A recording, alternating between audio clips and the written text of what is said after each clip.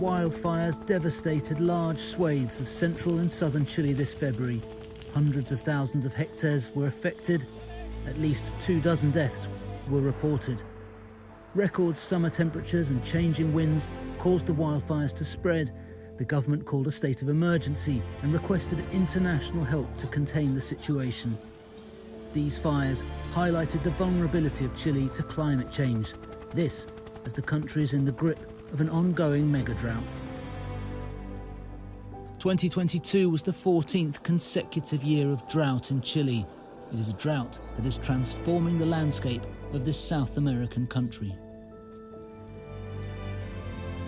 Me llamo Francisco Javier Martínez Rubilar, soy de acá de la zona de Aculeo, ya llevo más de 30 años viviendo acá. Yo tengo 33 años. Y cuando vine acá a la laguna, yo estaba chiquitito, tenía como 8 años, y tenía harta agua la laguna. Y me venía a bañar con mi familia, a entretenerse uno, pero ahora con la laguna seca, ¿quién va a venir uno para acá a ver la laguna? Solamente piscina ahora no. Lake Aculeo used to be a popular summer spot for families from the capital Santiago. As well as shifting climate patterns, Javier says it is the unregulated use of water by farmers that led to this lake drying up, and he sees the social and economic impact as well. Aquí hay 35 camping, de los 35 quedan 4 camping nomás, no quedan más. A pier leading to nowhere, a stranded boat. These are snapshots of one of the longest droughts on record. Chile has been suffering a mega drought for over a decade now. By 2019, this lake to the south of Santiago had completely dried up. Last year did see higher rainfall across the country than in recent years. Greenery during the winter months gave a sense that the drought was no longer so urgent. The issue dropped down the public agenda as the pressing political issues of a country under new president, leftist Gabriel Boric, were under the spotlight. Yet Chile is facing a water crisis. The World Resources Institute ranks water stress across the globe. On their ranking, Chile sits only below desertified nations of the Middle East when it comes to the acute level of water stress facing the country.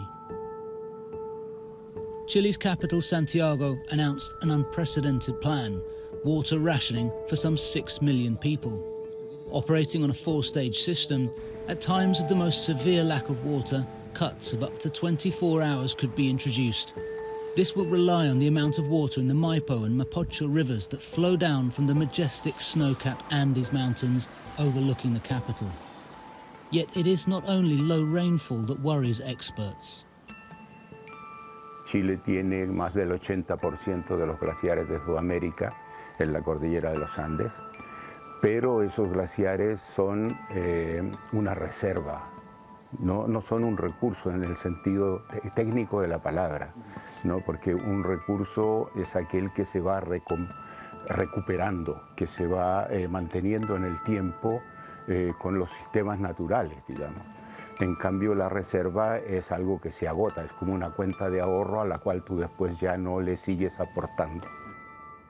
Francisco Fernando Acuña is a retired hydrology professor at the University of Chile. He is alarmed by what he sees. No podemos hablar de que si antes era, supongamos, el glaciar que tenía una pérdida más significativa del orden de un retroceso de 1 metro por año, hoy en día tenemos glaciares que están retrocediendo 10 o 15 metros por año. Chile's glaciers are irreparably losing snow and ice, and with less rainfall across the country, there is the question of where the country's water will come from. Yet in addition to Chile's mega drought, there are also human factors at play in Chile's water crisis. Scientists determined the drying up of Lake Aculeo was not only down to water scarcity caused by climate change, but also how the resource is managed. In Chile, water is privatized under a unique regulatory system. The 1980 constitution, drafted by General Pinochet, was followed in 1981 by the Water Code. The fact that they are so close together shows how important water is. We all know water is important, but how you regulate, how you manage water is critical. And that model, based on a very free market liberal model, was the state gave water extraction rights to individuals or companies based on their claim that they could use it effectively and efficiently. Unfortunately, that system doesn't work. It doesn't work for various reasons. One is that the people who argued that they needed this for agriculture could then rent those rights or sell those rights. So they were given something for free, and then they could sell it for high value. And when you think about drought, as there's less water around, the value of those water rights rises. So it's become a tradable commodity effectively. Agriculture accounts for the largest use of water in Chile, but the country's economy is founded on mining and in particular the export of copper. Chile also forms part of the so-called lithium triangle, along with Bolivia and Argentina. Lithium is a vital mineral for batteries, and demand is soaring as the electrical vehicle transformation is underway. Along with forestry and salmon fishing in the south, these are industries that place added stress on an ecosystem that is lacking water. So the big water user in Chile is agricultural systems. Chile has a long time wanted to be this big agricultural exporter. It still is, and that's the big push. But how do you do that when most of your valleys are in water deficit? So there's a bit of a contradiction between the National Development Plan in that sense and the actual resources you have. This industrial activity led to economic growth that saw Chile hailed for many years as a rare success story in South America. Yet the 2019 social uprising unveiled a widely shared feeling that Chile's economy was not working for everyone, that the very system and constitution enshrined inequality, and that inequality is also found in the access to resources such as water.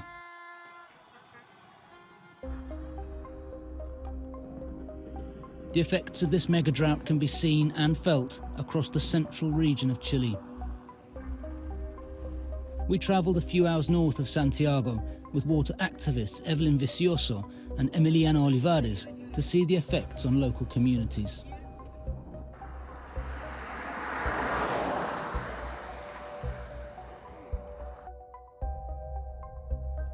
They introduced us to Mirta Gallardo. Yo fui la primera persona que vivió acá, en el llano. Igual me emociona a veces cuando me recuerdo, mis hijos, por ejemplo, ya hoy día tienen 20, 22 años. Y ellos siempre me decían que si yo era muy floja, que por qué yo tenía todo seco, por qué no plantaba planta, y por qué acá, verdecito, ellos veían. Y entonces yo siempre lo vi que era como una humillación, era como una discriminación que el mismo Estado me hacía en que ellos pensaran de esa manera.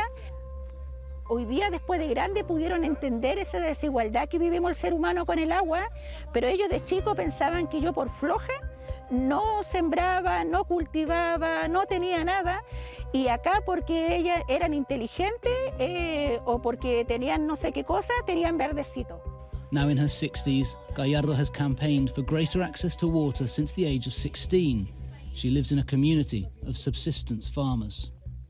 Cuando llueve, lo primero que hacemos es con toda la fe, ya sea con tractor, con maquinaria o a caballo, empezamos a arar la tierra para sembrar el trigo, sembrar la cebada para los animales. Es nuestra única forma que tenemos como para poder tener nuestra siembra, porque no tenemos acceso al agua. This community hoped for rain in order to plant any crops. And yet next to them is a vast avocado farm. No somos propietarios de acciones de agua y en que delindamos con los vecinos ellos y que produzcan palta y produzcan todos los días del año con el sistema de tecnificación. Ellos tienen acceso a todas las acciones de agua que ellos le necesitan sus cultivos. Gallardo believes it is not only the lack of rainfall and the ongoing mega drought that is the problem facing her community. Yo creo que el problema más agudo no tiene que ver con la sequía. El problema más agudo que se da es que se ha hecho un uso indiscriminado de hacer pozos profundos. Y como no hay una fiscalización de cuánta es el agua que saca, no hay una planificación del territorio.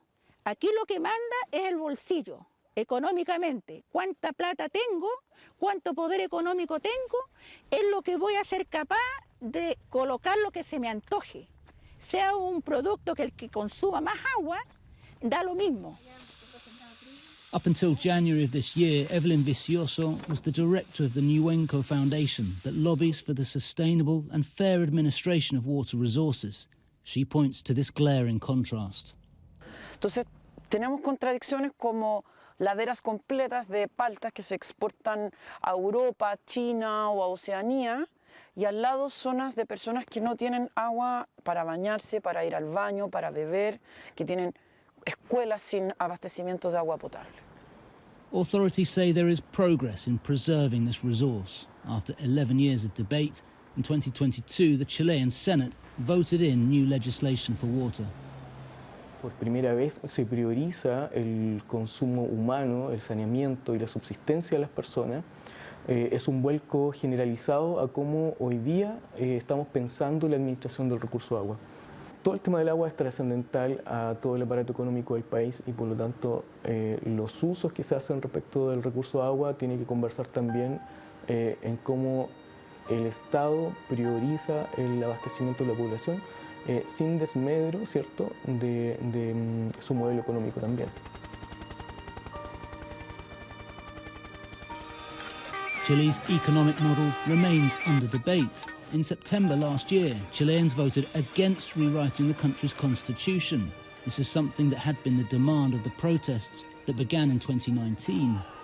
In December, Congress reached an agreement to start work on a new constitution, but Chileans feel distanced from the political class. Tenemos un sistema absolutamente deslegitimado y fragmentado que no responde al problema actual que tenemos hoy día, de ser uno de los países más afectados de Latinoamérica con la sequía y con la escasez. Y hoy día tenemos una crisis que nos amenaza en los grandes centros urbanos, que puede generar un conflicto social mucho más grande que el que tuvimos en octubre del 2019 si no tomamos las medidas. El país necesita con urgencia una política hídrica, que no tiene y que no ha logrado ponerse de acuerdo. And there is a sense that the wider population's attention lies elsewhere.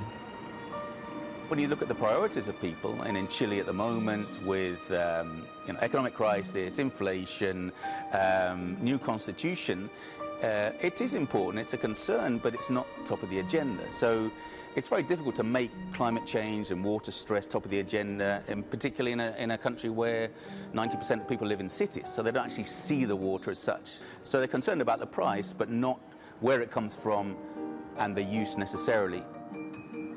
Higher temperatures and low rainfall have led to plans for water rationing in the capital city Santiago over these summer months as Chile's mega drought continues.